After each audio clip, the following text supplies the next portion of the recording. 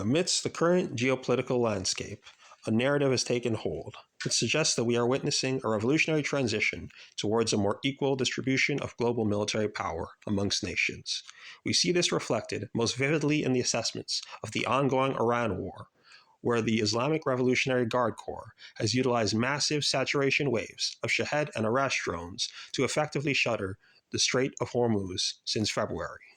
By launching thousands of retaliatory strikes against merchant shipping and targeting critical infrastructure across the Gulf states, a middle-tier power has managed to disrupt the global oil supply and force the United States and its allies into a costly, grueling war of attrition.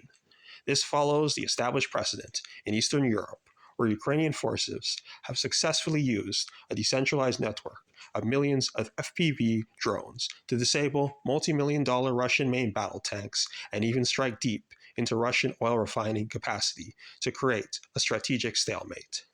This sentiment proposes that drone warfare represents the modern equivalent of the rise of gunpowder because it appears to be a disruptive technology that allows smaller, weaker nations to fend off the crushing weight of traditional great powers through asymmetric. If you believe that this technology will ultimately result in a world where smaller and or poorer states can permanently survive against their larger and or wealthier adversaries, then you should probably take a look at the map of Europe in the 15th century before gunpowder weaponry dominated the continent. At that time, Europe was a fractured mosaic of hundreds of sovereign entities with tiny duchies and independent city-states existing alongside much larger realms. Yet, if you fast forward to the start of the 20th century, that number had mostly collapsed into a handful of consolidated empires and nation-states. While weapons technology is certainly not the only factor that we can thank for that drastic decline in the number of sovereign states, it certainly played a central role in that consolidation because new technologies often favor those with the greater resources once the initial advantage of early adoption wears off. It is not too difficult to see that while those first to embrace new weapons may fend off larger powers in the short term, those same weapons technologies often become the ultimate demise of the smaller, poorer states as they approach development and deployment maturity. In this video, we will focus on three aspects of the rise of gunpowder and why they ultimately gave the advantage to larger, wealthier states, followed by what is likely to be the equivalent development in the rise of drone warfare. During the medieval period, the castle functioned as the ultimate defensive, asymmetric tool because a minor lord could hide behind thick stone walls and hold off an enemy army much larger than the size of his own for an extended period of time. The arrival of the heavy bronze cannon helped change this reality because traditional castle walls could be rapidly transformed into piles of debris. To survive the rise of gunpowder artillery, states would eventually develop the Star Fort, which was a complex and incredibly expensive geometric fortification that required large professional engineering corps to build and maintain. Smaller, poorer states simply could not afford that cost for safety, and those Star Forts too would eventually become redundant as the power of gunpowder artillery continued to climb. In the 21st century, the castle is represented by air defense and electronic warfare infrastructure. While cheap drones can create a temporary perception of parity against the defensive systems of powerful adversaries, this dynamic will likely shift as counter-drone technology matures. There is already a pivot towards directed energy weapons, such as lasers and high-powered microwaves, alongside AI-driven interceptor drones that can neutralize threats at a very low cost per engagement compared to traditional missiles.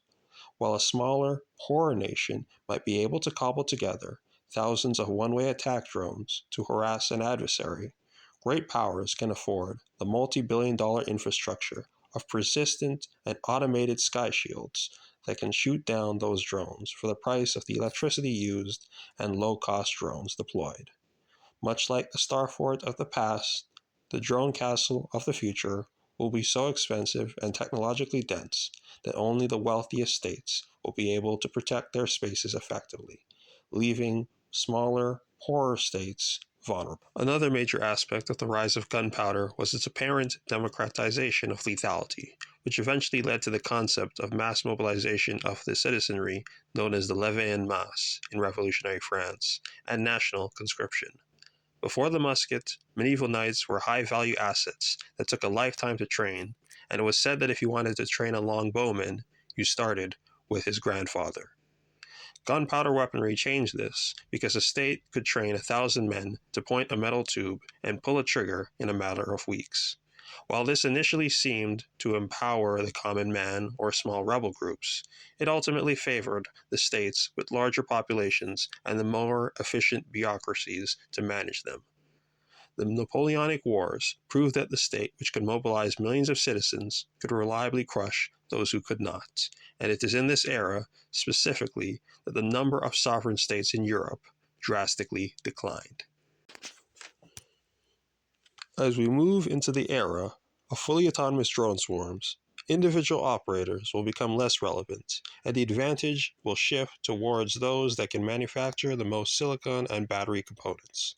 A small, poor nation might have a brilliant low-cost drone program in the present day, but likely lacks the industrial capacity of larger, wealthier states, and will ultimately find themselves overwhelmed by numbers. Producing drones on such a scale is also not only a matter of industrial capacity, but the ability to procure the resources needed to produce them, right upstream to the raw materials required for their construction.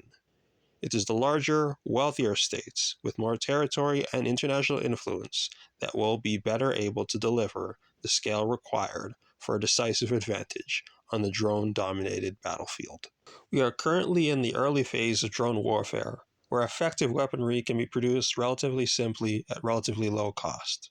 This window of opportunity is rapidly closing, as the next phase of drone warfare shifts towards sophisticated autonomous control systems and navigation systems hardened against interference. This emerging generation of drones will increasingly use complex AI models that can navigate without GPS or connections to remote operators and navigation systems to counter electronic warfare and coordinate swarm intelligence without human input. Developing these AI models requires massive data sets and sprawling server farms, along with the world's most advanced semiconductors, which are currently consolidated in the hands of a few great powers and states aligned closely to them. Smaller powers might be able to purchase and produce remotely operated, pre-programmed, and simple autonomous drones, but ultimately they'll be facing intelligence swarms that they cannot hack, jam, reliably confuse, or replicate without a trillion-dollar domestic tech industry. History suggests that new technology often starts off as a tool for the insurgent, only to end up as part of the foundation of new and more powerful empires. Gunpowder helped destroy the power of small feudal lords and pave the way for great powers and nation-states within the sphere of influence of great powers to dominate the global landscape in the 20th century and beyond.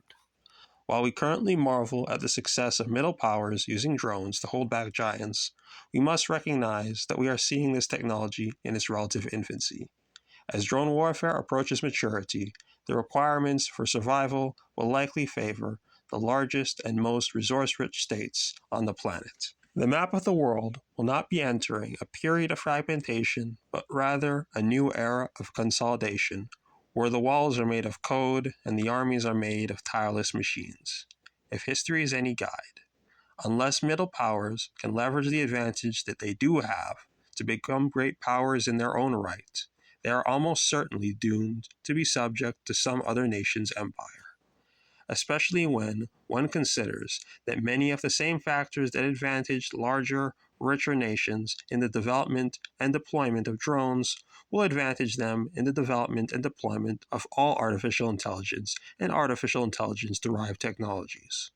We are, likely, heading towards a world in which its hegemons will be larger, more centralized, and more powerful than they ever have been before, and there is no telling how few of them will be in the world when it's all said and done.